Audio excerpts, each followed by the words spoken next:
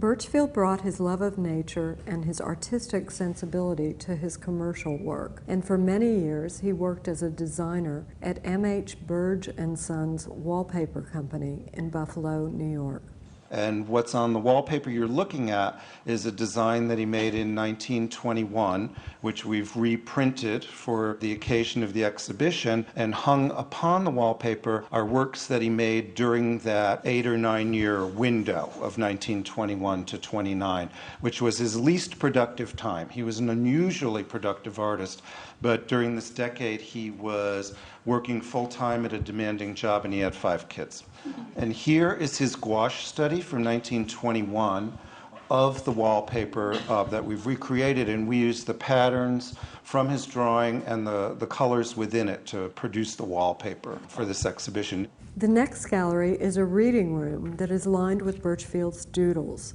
These drawings were made in domestic settings as opposed to the many studies he made specifically for his paintings. This is a tiny fraction of the doodles that Burchfield made and saved. He doodled from the time he was a kid until the time he died. If he had a pencil in his hand, he was doodling. Some of them presage works that's to come.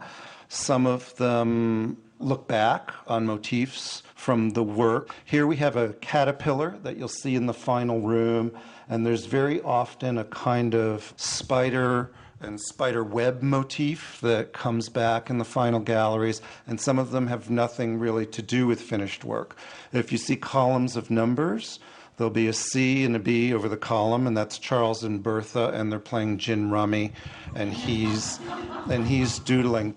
One of the types of doodles that I would point out where he's written a name and drawn the mirror image next to it with designs around it. In 1929, Frank Wren, a dealer in New York, offered to show and sell Burchfield's work. So with the support of his wife, on the eve of the Great Depression, he quit his job.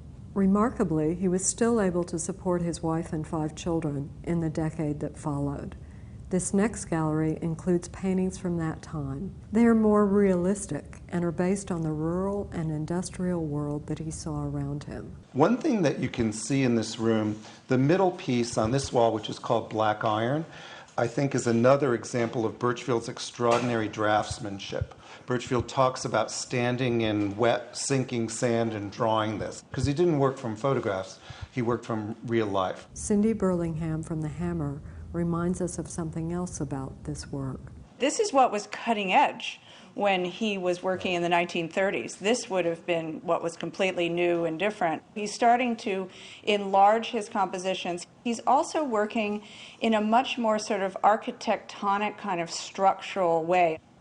By the mid-1930s, Burchfield's realistic depictions of the American landscape had put him at the forefront of what was then called American scene painting and is now referred to somewhat negatively as regionalism.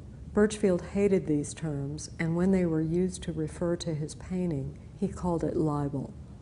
He felt that he was capable of so much more, and he missed the more fantastic elements and the more imaginative elements that we saw in the first room. So he's turning 50, the country's in the middle of the war, and the art market has come to a complete stop. And he was in this real stalemate crisis period. And what he was looking for were the feelings, in my opinion, and from reading his journals, the feelings of inspiration that he felt as a young man.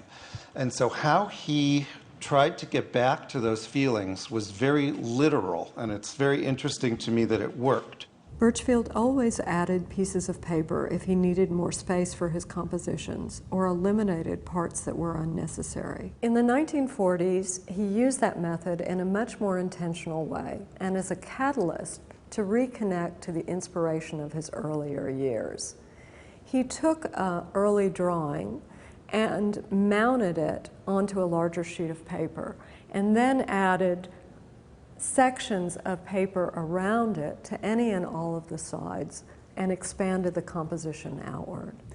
The Sphinx and the Milky Way is an example of one of Burchfield's expansions and is composed of several pieces of paper mounted to a larger sheet.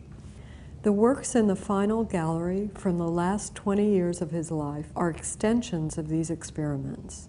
Cindy Burlingham. I'd say this is the grand explosion of that kind of work.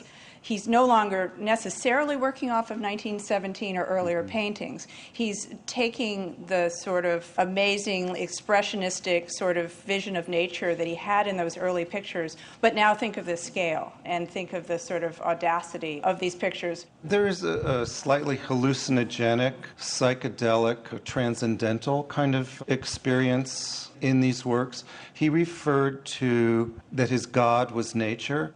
In the years leading up to his death in 1967, Burchfield realized many of the ideas he had for painting as a young man. The conventionalization of forms in nature, the combination of seasons and times of day into one painting, and the visual portrayal of sound and other senses.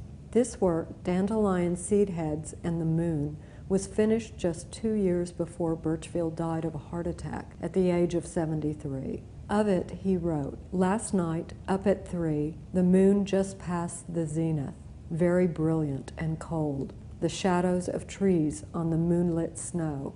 I thought of remote woodlands and pastures under a winter moon, and how such things seem so far away and remote for me, and how I would like to experience again a walk in the country under such a moon."